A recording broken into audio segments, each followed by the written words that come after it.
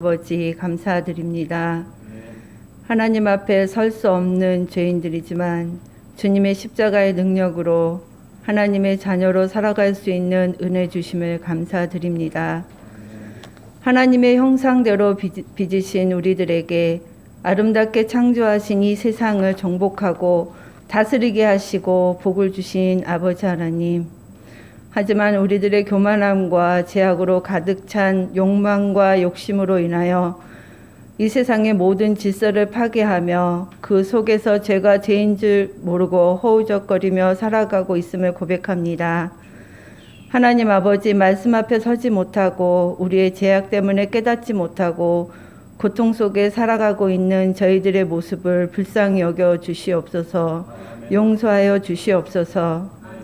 주님, 예수 그리스도의 십자가의 능력이 우리의 마음밭에 새겨지게 하시고 십자가의 사랑이 우리의 삶 속에서 능력이 되게 하시며 우리의 모습을 보게 하시고 깨닫게 하시고 우리의 힘으로는 아무것도 할 수 없는 것을 고백하며 죄인들에게 십자가의 능력을 바라보며 믿고 살아가는 저희들이 될 수 있도록 인도하여 주옵소서.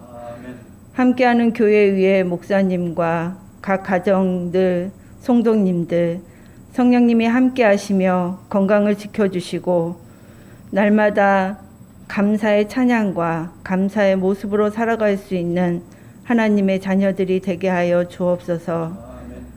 오늘도 각자의 삶 속에, 예배 속에 주님의 능력이 함께하여 주시기를 간절히 기도하며 우리의 생사화복을 주관하신 예수 그리스도의 이름으로 기도드립니다. 아멘.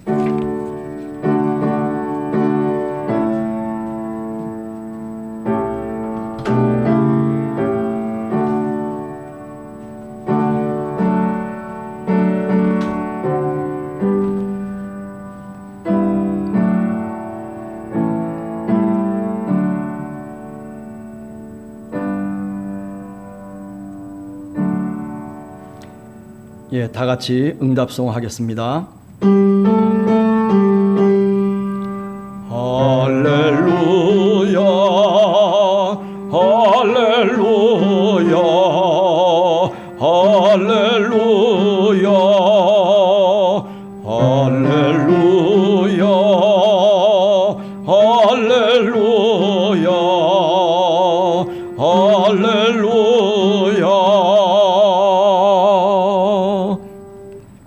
예, 오늘 우리에게 주시는 하나님의 말씀은 구약성경 역대상 4장 9절에서부터 10절까지 말씀드리겠습니다. 구약성경 613쪽에 있습니다. 우리 양범석 안수집사님 나오셔서 성경 봉독해 주시겠습니다.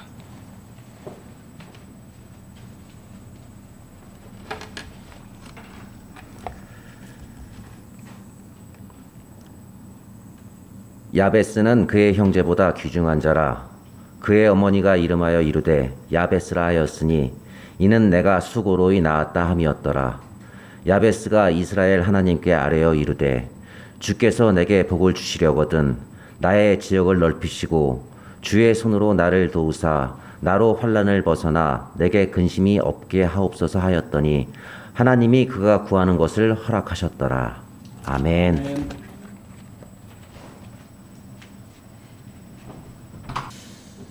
이 야베스의 기도라고 하면 여러분들 아마 저보다도 더 잘 알고 계시지 않을까라는 생각을 해봅니다.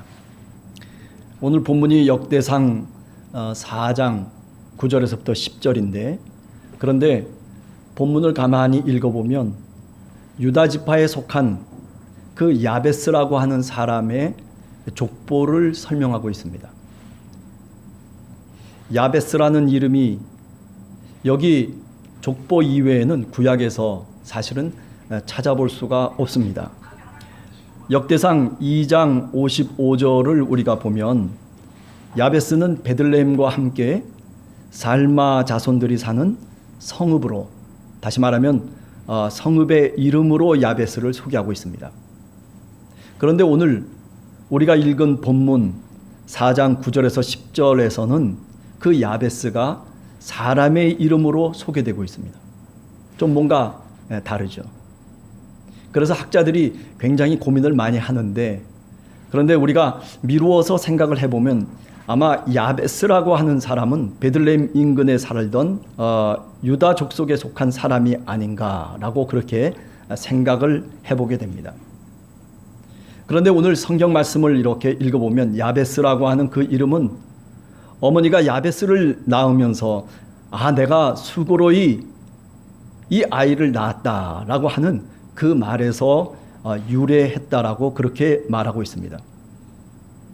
여기 조금 우리가 말의 뜻을 한번 생각해 봐야 되는데, 수고롭다는 말의 어근은 아차브라고 하는 말을 사용해서 설명을 할 수가 있습니다. 창세기 우리가 3장 16절에서 보면 범죄한 하와에게 여호와 하나님께서 그에게 말씀하시죠. 뭐라고 말씀합니까? 네가 수고하고 자식을 낳을 것이며, 여기 수고한다는 말이 지금 이 야베스라고 하는 말과 서로 같은 어근을 사용하고 있는 단어입니다.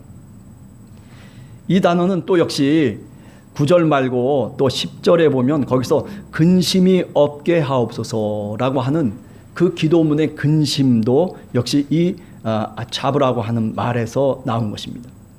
결국 이 야베스라고 하는 말은 자브라고 하는 히브리 동사의 둘째 글자와 셋째 글자를 사실은 슬쩍 바꿔놓은 거죠. 수고와 근심과 고통이라고 하는 그런 의미로 사용하고 있다라고 하는 거죠. 본문을 통해서 이 역대기를 쓴 역대기 역사가들은 도대체 왜 이런 작업을 하고 또 여기서 무엇을 말하려고 했을까? 결론은 이겁니다. 수고와 그리고 고통과 근심이라고 하는 그런 이름을 갖고 태어난 유다 족속의 야베스, 그가 어떻게 나중에 그의 다른 형제들보다도, 어떤 유다 족속의 형제들보다도 더 존귀한 자가 되어서, 그래서 하나님의 복을 받고 그리고 하나님의 형통함 속에 살았는지를 역대기 역사가가 말하려고 했다라고 하는 겁니다. 어떻게 하나님의 복을 받고 또 그리고 더 존귀한 자로서 야베스가 살게 되었는지를 우리는 오늘 이 야베스의 기도를 통해서 우리가 좀 찾아볼 수가 있다라고 생각합니다. 여러분들 잘 아시는 것처럼 이 야베스는 자신이 태어날 때 붙여진 부모로부터 받은 이름이에요. 그러나 이 야베스 그 자신은 그 이름에 얽매여서 살지 않았음을 우리가 분명히 알 수가 있습니다. 왜냐하면 역대기 역사가는 우리들에게 뭐를 얘기하려고 하냐면 바로 이 야베스라고 하는 사람이 기도의 사람이라고 하는 것을 우리들에게 말하고 있는 거예요. 왜 그 근심과 고난과 그리고 고통의 이름에 얽매여서 이 야베스가 살지 않고 그것을 벗어날 수 있었느냐? 그는 바로 기도의 사람이었다는 것입니다. 고통과 근심의 삶은 멀리 물러가고 하나님 나에게 복된 인생을 살게 하여 주시옵소서라고 이렇게 하나님께 진심으로 야베스는 늘 때마다 또는 곳마다 늘 기도하고 살았던 사람이라는 것입니다. 또한 우리가 10절에 보면 뭐라고 또 기도하고 있습니까? 주께서 내게 복을 주시려거든 나의 지역을 넓혀 주시고 주의 손으로 나를 도우사 나로 환난을 벗어나 내게 근심이 없게 하옵소서. 이렇게 역시 야베스는 기도합니다. 자, 오늘 우리는 이 기도에 있는 네 가지의 내용을 한번 살펴보면서 은혜를 나누기를 원합니다. 첫째는 주께서 내게 복을 주시려거든 이라고 하는 말. 이 야베스는 복의 근원이 누구인지를 분명히 알았다라고 하는 거죠. 내게 있어서 복의 근원은 하나님 밖에는 없습니다라고 하는 그런 흔들리지 않는 굳건한 믿음을 찾아낼 수 있습니다. 신앙생활을 오래 했다라고 얘기해도 종종 우리는 우리의 삶의 역경 속에서 우리는 흔들리면서 살아가는 사람들입니다. 그러나 야베스는 어떤 마음을 품고 살았냐면은 내 복의 근원은 하나님이시다라고 하는 거예요. 세상에서 어떤 축복이 나한테 임하고 또 세상의 어떤 기쁨을 맛보면서 내가 거기에서 복을 느끼는 것이 아니라 하나님을 향해서 하나님과의 관계 속에서 복을 분명하게 경험하고 그렇게 믿고 구했다라고 하는 말씀입니다. 자, 우리들도 그렇기 때문에 흔들리지 않는 신앙을 갖고 하나님 앞에 서기 위해서는 바로 이렇게 야베스처럼 내 모든 삶의 복의 근원은 하나님 당신께 있습니다라고 하는 그런 믿음의 고백을 우리가 늘 앞서서 해야 될 줄로 믿습니다. 자, 둘째는 이겁니다. 나의 지역을 넓혀 주소서. 이 나의 지역을 넓혀달라고 하는 이 지역은 활동의 영역과 그리고 내 활동의 경계를 넓혀달라고 하는 그런 의미를 띠고 있죠.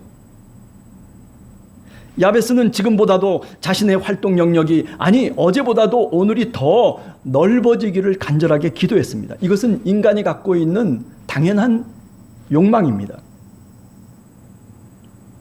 경제적으로나 또는 사회적으로나 또는 정신적으로나 영적으로나 내 활동의 영역을 그 지경을 넓혀달라고 하는 그런 기도입니다. 이것을 한마디로 우리가 얘기해 보면 주님, 저는 지금보다 더 성공적인 인생을 소망하면서 살아가기를 원합니다. 하나님 도와주시옵소서라고 하는 그런 기도일 것입니다. 그래, 우리는 이런 마음을 갖고 사실 하나님 앞에 무릎을 꿇고 기도합니다. 오늘보다는 내일이 더 하나님의 소망 속에 살 수 있도록 내 기도의 영역도 내 신앙의 영역도 그리고 내 삶의 영역도 더 넓어지기를 지금 야베스처럼 우리들도 기도하기를 원합니다. 그래서 맨 마지막에 우리가 10절 하반절에 보면 하나님께서 그 야베스의 기도 모두를 허락해 주셨다라고 그렇게 고백하고 있습니다. 여러분, 우리가 고백하지 않기 때문에 우리가 기도하지 않기 때문에 어쩌면 우리는 하나님의 허락된 그 축복을 받지 못할 때가 사실은 있다라고 하는 것입니다. 세 번째로 이 야베스의 기도에서 야베스는 뭐라고 기도합니까? 주의 손으로 나를 도우소서. 저는 가끔 그런 생각을 해요. 하나님이 우리에게 손만 대시면 모든 것들이 다 변화될 것이라고 하는 그런 마음과 그런 생각을 할 때가 많습니다. 꽃이 시들피들할 때도 하나님이 그 잎사귀 위에 그 꽃 위에 손을 대시기만 하면 다시 생명이 솟아나고 그리고 다시 어두웠던 것이 밝아지고 그리고 무의미했던 것이 다시 의미를 찾게 되고 실족했던 그 자리에서 다시 일어나서 하나님을 찬양할 수 있는 그런 모습으로 변화된다는 것이죠.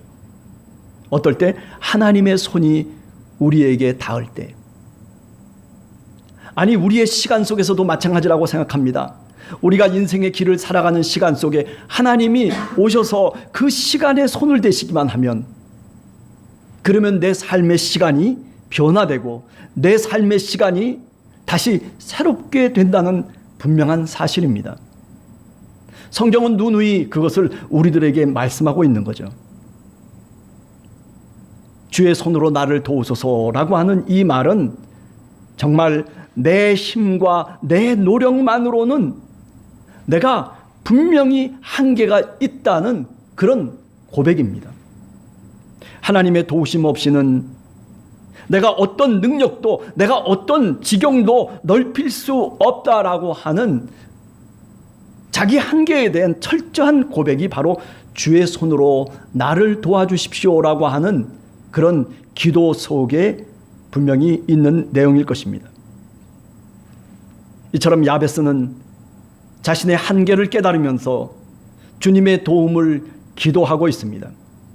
주님의 손이 우리의 삶 속에 닿기만 하면 우리 인생의 시련과 그리고 우리의 무능함을 헤쳐나가는 바로 그것이 유일한 길임을 야베스는 너무나도 분명히 알고 그리고 하나님께 바로 그렇기 때문에 기도하고 있는 것, 그것이 바로 야베스의 기도입니다. 성공의 길이 무엇인지를 정확히 알고 있었습니다. 그것은 하나님의 도우심이 얼마나 절대적인지 그것을 깨닫고 그리고 얼마나 우리 자신이 우리 자신의 능력이라고 하는 것이 얼마나 약한 것인지를 고백하는 것으로 이야기를 하고 있습니다. 역대기 역사라고 하는 측면에서 우리가 생각을 해보면 이 역대기 역사가들은 바벨론 포로살이에서 다시 돌아와서 이제 이스라엘의 역사를 다시 새롭게 쓰려고 하는 그런 소망 가운데 있었던 사람들입니다. 이스라엘의 역사에 대해서 역대기 역사가는 자신의 시대 속에 처해져 있었던 이스라엘 백성들에게 뭔가 분명한 말을 해주고 싶었던 거죠. 그 말이 바로 이겁니다. 주님의 손이 닿기만 하면, 주님의 손길이 우리의 역사 속에 들어오시기만 하면 하나님이 우리를 도울 것이라고 하는 그런 믿음과 확신을 지금 역대기 역사가들은 분명하게 이 야베스의 기도를 통해서 이야기하고 있다는 사실입니다. 네 번째, 나로 환난을 벗어나 내게 근심이 없게 하옵소서. 야베스는 타고난 자기 이름과 그리고 자기 운명을 그것을 받아들이기보다는 자신의 이름, 그것이 자신의 숙명이라고 생각지 않고 오히려 도전할 수 있는 그런 도전의 벽으로 생각했습니다. 많은 사람들은 불가능한 숙명이라고 자신의 삶을 포기하는 그때에도 야베스는 포기하지 않았습니다. 그 이름의 한계와 벽을 뛰어넘는 힘과 지혜가 무엇인지를 그는 알았기 때문입니다. 그렇습니다. 사람은 태어날 때부터 인생의 고난과 근심을 우리 모두가 그것을 제거할 수는 없어요. 그렇지만은 하나님의 도우심과 그리고 하나님의 은혜를 통해서 우리가 그것을 견디며 그리고 그 고통과 고난과 근심을 극복해 나갈 수 있다는 것을 알게 되는 것입니다. 주님이 복의 근원이십니다. 주님이 온 세상을 만드시고 그리고 역사를 만드신 주관하시는 하나님이십니다. 이런 굳건한 믿음 속에서 기도를 시작했던 야베스. 그래서 주님 저에게 능력을 주시고 그래서 주님 제가 영역을 높여갈 수 있는 그런 힘과 그리고 권세를 달라고 그렇게 야베스는 기도하고 있는 것입니다. 하나님 앞에서 조금 더 성공적인 믿음의 삶을 살도록 그렇게 간절하게 두 손을 모으고 기도하는 것입니다. 주의 손으로 나를 도우소서. 주님께서 내 삶 속에만 내려오시고 그리고 내 삶 속에 다시 주님께서 새로운 성령의 충만한 능력을 내려주시면 그러면 내가 얼마든지 일어날 수 있다는 얘기죠. 내가 실망할 때도 주님의 손이 내 삶 속에 미치기만 하면 그러면 내가 실족치 않고 일어날 것입니다라고 하는 그런 믿음의 확신을 오늘 분명하게 야베스 기도를 통해서 우리가 다시 깨닫고 그리고 공유하게 되는 겁니다. 야베스의 족보에는 이렇게 기도문이 붙어 있는 거예요. 그런데 왜 그럼 이런 기도문이 붙어 있을까라고 생각해 보면 우리가 역대상 10장 11절 이하를 참고해 보면 그 이유를 금방 알 수 있어요. 역대기를 쓴 역사가들이 이 유다의 남쪽 유대 나라의 역사를 써내려가면서 정말 이것만큼은 꼭 우리의 후손들에게 알려야 한다라고 하는 그런 간절함 때문에 사실은 오늘 본문의 그 기도문이 들어가 있는 겁니다. 역대기상 10장 11절 이하에 보면 이스라엘의 첫 왕이었던 사울의 이야기가 나와요. 길보아 산에 이제 블레셋 군대와 전투가 벌어졌어요. 그래서 블레셋에게 사울 왕과 그리고 3명의 아들이 정말 비참하게 죽게 됩니다. 그것과 이 야베스 사람들의 됨됨이를 지금 역대기를 쓴 역사가들은 연결시키고 있는 거예요. 역대상 10장 11절 이하에 보면 길앗 야베스 사람들이 다윗의 족속이고 그리고 유다의 족속임에도 불구하고 사울 왕에게 정말 선행을 행했기 때문입니다. 베들레헴 근처에 살고 있었던 이름 없는 유다 지파의 끝자락의 사람들인데도 불구하고 어쩌면 원수일 수 있는 그 사울 왕의 처참한 시신을 정성스럽게 거두어드리고 그리고 그 사울 왕과 그리고 그 가족들을 잘 장사 지내 드렸다라고 하는 거죠. 이것이 역대기 역사가들의 그 관점에서 보면 정말 율법을 지킨 것이고 그리고 율법의 핵심이라고 할 수 있는 여호와를 사랑하고 이웃을 사랑하라고 하는 그 말씀의 실천을 바로 이 야베스의 사람들이 실천했다라고 생각하는 거죠. 여러분, 우리가 마가복음 15장 43절에 보면 아리마대 요셉의 이야기가 나오잖아요. 예수님이 돌아가셨어요. 아리마대 요셉은 예수님을 장사 지내겠다라고 그리고 빌라도를 찾아갑니다. 그리고 그를 장사 지내줘요. 예수님의 시신을 다 세마포에 싸가지고 그래가지고 향료를 붓고 그래서 주님을 장사시키는 그 아리마대 요셉. 어찌 보면 이 야베스의 사람들이 구약의 아리마대 요셉과 같은 역할을 하는 거죠. 사랑의 모습이에요. 예수님께서는 종종 원수를 사랑하며 그리고 한 인간에 대한 긍휼의 마음을 가지라고 그렇게 누누이 제자들에게 말씀해 주셨습니다. 여기 오늘 야베스의 사람, 이 사람들을 통해서 우리는 예수님이 가르치신 그 긍휼의 마음과 그리고 이웃의 사랑을 우리가 다시 한번 느끼게 됩니다. 아니, 이것을 바로 역대기를 쓰고 있는 역사가들은 이것을 놓치지 않고 그 족보를 써내려가고 있는 그 과정 속에 바로 이런 기도문을 삽입해 놓은 거예요. 얼마든지 빼버릴 수도 있는 것인데, 얼마든지 그 이야기를 그냥 내버릴 수도 있는 것인데도 불구하고, 그런데 부득이 이 역대기를 쓰면서 그 속에 이 이야기만큼은 꼭 우리의 후손들에게 남겨야 되겠다라고 하는 간절한 마음이 바로 역대기를 쓴 역사가들의 마음인 거죠. 그것은 곧 하나님의 마음입니다. 우리가 누가복음 10장 30절 이하에 보면 선한 사마리아인의 비유를 우리가 잘 알고 있어요. 예수님께 부자 청년이 나와가지고 묻습니다. 내가 영생을 얻기를 원합니다. 아니, 또 어떤 서기관이 나와가지고 얘기를 합니다. 그때 이야기를 합니다. 내 이웃이 누구시냐? 내 이웃을 내 몸과 같이 사랑하라고 하는 그 말씀을 통해서 주님께서 비유로 말씀하시잖아요. 선한 사마리아인의 비유. 그죠? 죽어가는 한 사람을 다 제사장도 버리고 지나가고 핑계를 대면서 레위인도 지나가고 그리고 다 그야말로 그 사회 속에서 존경받을 수 있는 종교인들은 다 지나가 버리고 맙니다.